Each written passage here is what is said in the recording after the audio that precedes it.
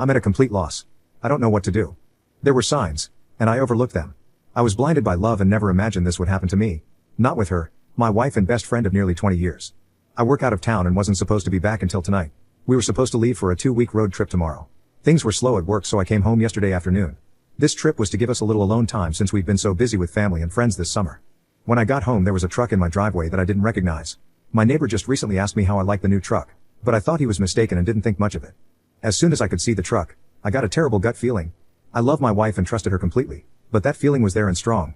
I snuck around the side of the house to our bedroom window. It was open and I could hear them as I got close. I looked in the window and my worst fear was confirmed. They were right there, completely naked, on my bed.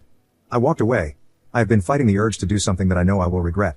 I'm struggling to care what happens to me at this point. I went to my family's cabin for the night and drank everything there. Today I was on my way home to confront her and decided against it. I'm not ready. All I can feel is anger. All I can think about is violence. I'm not in a good place right now. Not good enough to see her. I'm back at the cabin right now. I have a 60 ounces of rum, and have been staring at it for an hour. I want to get drunk and forget this, but I don't want to get drunk and make bad decisions. I know this is a critical moment in my life and my actions in the coming days will dictate the rest of my life. That's why I'm here. I need help. I'm not ready to speak to family or friends, so I am reaching out to strangers. Fuck this, world. Update, busted wife cheating. The amount of support and advice I've received is unbelievable. I actually got choked up just realizing how many great people there are out there willing to help a stranger. It gives me a bit of hope for the world at a moment when I needed it most. The downside to all of this support is that I am struggling to respond to people. I have over 600 private messages unread and several hundred comments unread. I want to say thank you to everyone individually, and I'm going to make an effort to do that, but it won't be quick, so I will just start by giving a big thank you to everyone for your kind messages and helpful advice. It really means a lot to me. I have noticed several comments and questions that keep popping up and wanted to provide clarity in addition to my minor update. If you can't tell, I am feeling a lot better today. The pain almost completely went away. I still feel like I've been punched in the gut, but otherwise I have begun looking to the future. It has been 2 days, so this doesn't seem right to me. Is this a calm before the storm, or am I just freakishly resilient? As for the questions and comments I've received, here are some cliff notes to clarify some things. When I said wife and best friend, I was referring to the 2 roles my wife played in my life. The other guy was not my best friend, or even someone I knew. I didn't get a great look at him, but from the quick glance and seeing his vehicle, I don't feel like this is someone I know. We do not have kids. We were planning to have them soon though. We recently sold our house and were set to move closer to my job in September when the new owners take possession. I am going to thank my neighbor, but I am going to do it subtly like he did for me. A lot of people have been asking me about the signs I mentioned overlooking. Off the top of my head, here are a few. Was texting abnormally late at night. Went for after work drinks with friends, regularly. This was not like her, but I was glad that she was being social. She had yoga once a week but was apparently not paying because one of her coworkers was the instructor and she was helping with setup and cleanup. I also thought she was very inflexible for someone who went to yoga. Unknown caller hang-ups. We regularly answer each other's phones if we are closer to it. Several times she had an unknown caller who would hang up as soon as I answered. We get a lot of spam calls, but usually it's a telemarketer or a debt collector looking for the previous owner of the number. Rarely it's a hang-up. The update is a work in progress. When my brother arrived we had a good long talk. He has been my true best friend and I realized I need to always remember that and know that he will always be there for me without judgment the same way I would be for him. He really sets the standard for what a true friendship is, even if we fight on occasion. Since I was supposed to be home last night, I decided to respond to my wife's text. We aren't allowed to have phones on site, so it was reasonable for me to only be texting her. She knows it's easy for me to sneak in some texts. I wrote her and said I needed to go to one of my company's remote sites and wouldn't be able to call her until the end of the weekend. I told her that I would cancel all of the reservations and rebook later. She said she could take her best friend with her this weekend to the romantic bed and breakfast on a vineyard that I booked. I knew it wasn't the best friend she wanted me to think would be going. I told her that I already gave it to my brother and his wife since it was non-refundable and they would pay me back in a month. This morning, I canceled all of the reservations except the romantic one. My brother is coming with me. Fortunately, the hotel let us switch from the honeymoon suite to a room with 2 beds. There also happens to be a really nice lake and boat rentals nearby, so this just turned into a long overdue fishing trip with my brother. This means I am free for the weekend. I don't have to write her or talk to her for a few days, so that relieves some stress and gives me more time to think. I am currently in the mindset to get a divorce. I honestly can't see it any other way. My brother is supportive of this, but has asked me to take a few weeks and speak to someone. His wife has a friend who is a couples counselor and is willing to talk to me on Monday. I don't see it changing my mind, but at least it might help untangle some of this mess for me. I am also taking a bunch of the advice on here and starting to speak to lawyers, at the very least to prepare for what I think is inevitable. I want to do this right. I've never thought of her as someone who would try to screw me over, but I also never expected her to cheat, so I think I need to be prepared for anything. Thanks again everyone. I'm going to try to enjoy my weekend as much as possible. Update 2. Busted my wife cheating. A lot has happened in the past few days. I'll start with the less important stuff. My brother, Matt, And I drove nearly 5 hours to the B&B on the vineyard. I really appreciate him being there for me through this. It was more of a venting session than anything. But it really helped clear my head. After spending the better part of the drive whining to him, I just wanted a little alone time while he wanted to go out for dinner. I stayed in the room and he went out to eat and took me back some food. He also managed to rent a boat for the next day. On Saturday we hit the water. The owner of the B&B knew about our plans for fishing and was nice enough to pack us a small cooler of food and drinks. It was their way of making the romantic package more useful for two brothers. It was a nice gesture. Fishing wasn't good. We both caught a couple of trout that we had to release due to their size, so the snacks from the B&B worked out great. We stopped fishing at mid-afternoon and then drove around to all of the vineyards and fruit stands buying food and cases of wine for Matt's wife Jen. That night we went for the biggest tomahawk steak we could find. On Sunday we drove back to Matt's place. He lives in the next town over from me, which is about an hour away from my place. When we arrived, Jen was there and we all sat and cracked a bottle of white we had chilling in the cooler. This is when the weekend officially ended for me. Jen told me that while we were away that she decided to go spy on my wife. She told me that the guy was at my place on Friday night all night, but on Saturday morning she managed to get there just as he was leaving. She followed him home and found the apartment where he lived. My wife stayed over there on Saturday night.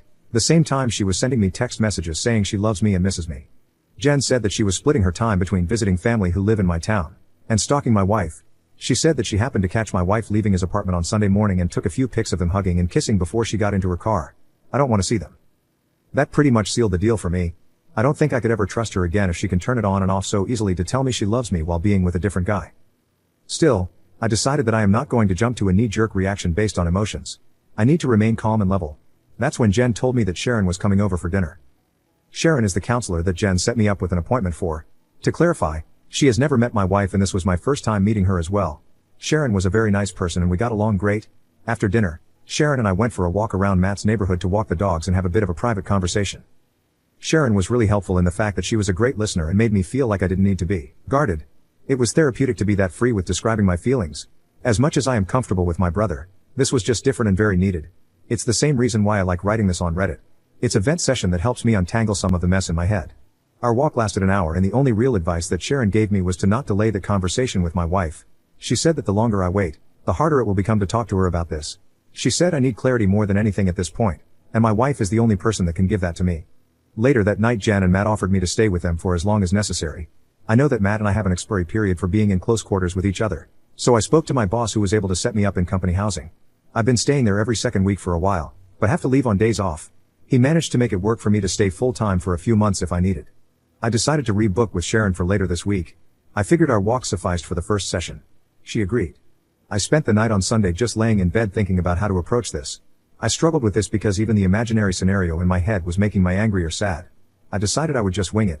I'm usually good under pressure. Yesterday I woke up and said my goodbyes to Matt and Jen. I drove towards home and was thinking what if he was there when I arrived.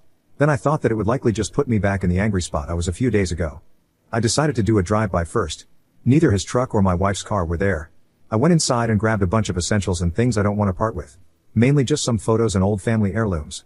I got them all packed up in my truck and then headed over to the guy's apartment. Her car wasn't there either, but his truck was. I decided to write her to see where she was.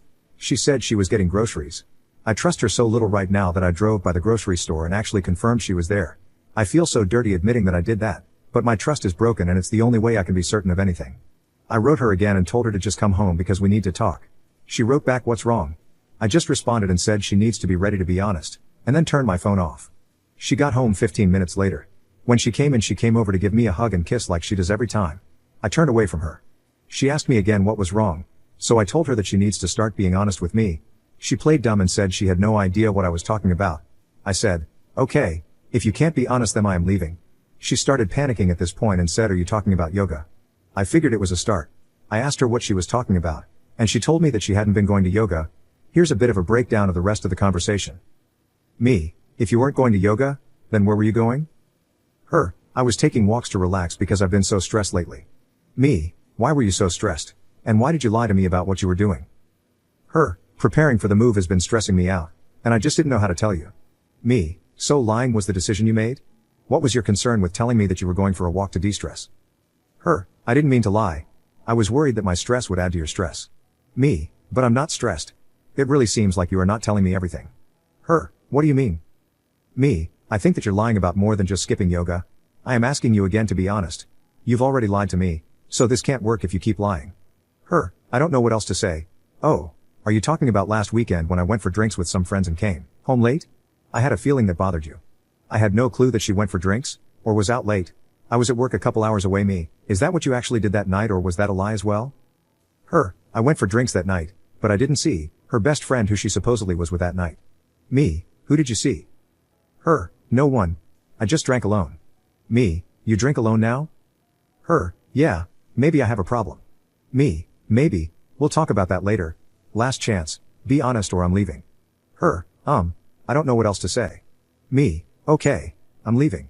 At this point I got up and left. Usually when we have an argument I go for a drive to get away from her. She probably thought this was the same. Then she realized I took my clothes and toiletries, as well as the Xbox. That's when she began blowing up my phone. I told her that I gave her a chance to be honest and she didn't, so there's nothing left to say. She begged and pleaded with me to come home to talk about this in person. She said she had no idea why I was so upset or what I think she did. She repeated that she loved me and would never hurt me. Just hearing her say that really tore a new hole in my chest. It was always comforting words that I believed without question. Now it's a dull jagged knife sawing through my heart in the most devastating way. I couldn't handle it, so I hung up. She called back about 40 times before I was ready to answer again. This time she said, "Did you talk to Karen, her best friend?" I asked why, and she said, "Come home." I don't want to say this over the phone. I agreed and drove around a little longer to get my heart rate back down. Then I went home. That conversation went like this. Her, I assume you spoke to Karen? Me, her, well, a few weeks ago while you were at work we went for drinks. A couple of guys started buying us drinks, so we just played along. When we were leaving, one of the guys tried to kiss me. I pulled away immediately and told him I was married. I felt so bad about it and wanted to tell you, but I'm an idiot and just decided to hide it from you. Karen hooked up with the other guy and gave his friend my number without asking me. He has texted me a few times since, but I have never written him back. Me, can I see your phone? Her, yes. She showed me her phone, which was completely empty of texts except for myself and her mother. She never deletes her texts, so this was new. I looked at her photos, which was also clean, but then I checked the deleted photos and found one of a guy I didn't recognize. Me, who is this? Her, that's the guy who tried to kiss me. Me, why did you take a picture of him? Her, I was just being stupid. Me, that's not a reason. Why did you take a picture of him? Her, I don't know. Me, is that everything you want to tell me, or is there more? Her, that's all I can think of. Once again, I left. I didn't want to be trickle-truthed. I got in my truck and drove away. She ran outside trying to stop me, but I was already out of reach. I went to the park nearby and just sat on my tailgate and ate my lunch trying to figure out what to do next. While there I began remembering other things that I should have been more aware of. Things like, I was working a weekend shift and was in bed early. My wife went out to the club with a few of her girlfriends. I woke up at 4 a.m. and she still wasn't home. I called her a few times, but there was no answer. About 30 minutes later she called me back and asked if I would come and get her. When I picked her up, she told me that they were trying to hail a taxi but had no luck. A couple of guys that her friend knew stopped and offered them a ride, but wanted to stop at home first. When they got to the guy's house, her married friend went into room with one of the guys. My wife said she spent some time looking for her but then eventually gave up and just had a drink in the kitchen with the roommates while she waited. She claims she didn't hear her phone when I tried calling. We fought about this, and she was disgusted by her friend's actions, so she cut that friend out of her life. I thought that was over. Another time she traveled to visit a close friend in a different city. It was a planned girls' night. There were 4 girls all getting drunk and watching movies in their PJs. At least that's what I was told. Then she called me around 1 a.m. to say goodnight. We spoke for about 20 minutes and she repeatedly told me that they were having a great girls' night. Then I heard a guy's voice in the background. I asked who it was, and she denied hearing anything at first. Then it happened again, loudly. She couldn't deny it, so she was like, "Oh yeah, X took a couple of guys with her. Everyone here is super pissed about it. She was drunk and 3 hours away. She left me no choice but to trust her." Again, we fought about that and why she refused to tell me they were there. She promised never to put herself in that type of situation again. Clearly that didn't stick. After remembering all of those things, and the conversations we had about them, I was ready to give this one last shot. I turned my phone back on and almost immediately it rang. I answered and she was screaming for me to come home. I drove back to the house. I walked inside and was immediately confronted by her bawling her eyes out. She was sitting on the couch repeating, "I'm so sorry. I'm so sorry." I asked her sorry for what? She began rocking back and forth like a crazy person. It took her a good 5 minutes to catch her breath enough to speak. Her, I lied about the guy who tried to kiss me. Me, okay, tell me what happened. Her, the 4 of us actually went back to his place that night. We fooled around. I knew it was more than that, but just hearing her say it made me feel dizzy. It felt like the room was getting smaller and there were a million people speaking into my ears at the same time. I think I was having a panic attack. I went to the bathroom and washed my face in cold water until things returned to normal. Me, what did you do? Her, do you want me to actually tell you? Me, yes. Her, he fingered me and I gave him a blow job. Me, was that it? Her, yes. Me, I'm not playing this game any longer. You either tell me everything right now, or this will be the last time we speak. She began bawling again and took another few minutes before she was able to speak her. We met up again and had sex. I'm so sorry. I love you and will do anything to make up for this. Me, just the one time? Her, if I tell you the truth, please give me a chance to do anything I can to make up for it. Please. Me, I'll think about it. Her, it was an affair. We had been hooking up while you're out of town for work. It's been going on for almost a month now. He is married and they are about to get divorced. Me, does he know you're married? Her, yes. Me, if he's having an affair because his marriage is failing, does that mean you think ours is failing? Is that what you told him? Her, no, I don't think ours is failing. I'm so stupid. I hate myself. Please don't leave me. I can fix this. Me, how? Her, whatever you want. Me, if you were in my shoes, or even his wife's shoes, what would fix this for you? Her, knowing the truth. Being able to trust you to mean what you are saying. You can trust me. I screwed up and won't do that again. Me, if you were his wife, wouldn't you want to know the truth? Her, yes. Me, then fix this. Her, you want me to call her? Me, if you think that is what you would want. She tried calling, but never got an answer. A few minutes later her cell phone rang. It was listed as Karen, work. She looked shocked, so I knew that wasn't Karen. I asked if that was him. She said it was. I answered, and being the coward he is, he said, oops, I must have the wrong number. I said no. This is the husband of the girl you've been cheating with. I'm going to let you speak to her because she has something to say to you. I passed her the phone. Her, I told him everything. He knows the entire truth. We're done. It was just a fling and now you need to never contact me again. I asked to see the phone before she hung up me. What divorce lawyer are you using? Him, I'm not getting divorced. Me, oh, but didn't you tell me, wife, that you were? Him, no. Me, okay, then can I speak to your wife? I feel she has as much right to know about this as I do. Him, please man, I didn't know she was married. Don't ruin my marriage over a mistake. Me, you ruined mine over a mistake. It's only fair that I tell your wife. Him, please don't. She's at work right now. I will tell her everything when she gets home. I swear. Me, okay, you do that. That's where I hung up. I asked my wife if she knew where his wife worked and her name. She did. I had my wife call over and ask for her at work. She did get her on the phone and told her to take a seat. This woman said she was just getting ready to leave for the day and she would call my wife back from her car. She did. His wife. What's going on? My wife, I have something terrible to tell you and I don't want to cause any accidents. Please don't drive. His wife, OMG, did something happen to his name? My wife, no. He's at your apartment right now. I am just letting you know that we have been having an affair for a month now. I'm coming clean to my husband right now and thought you should be given the same respect.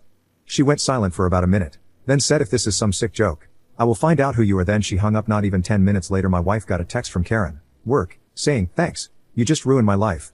I grabbed the phone and wrote back, you just ruined 4 lives and 2 marriages. Don't forget that this was your fault, you piece of shit. For the next hour my wife begged and pleaded with me to stay with her. She offered counseling. She offered to never leave my side. She even offered me sexual favors.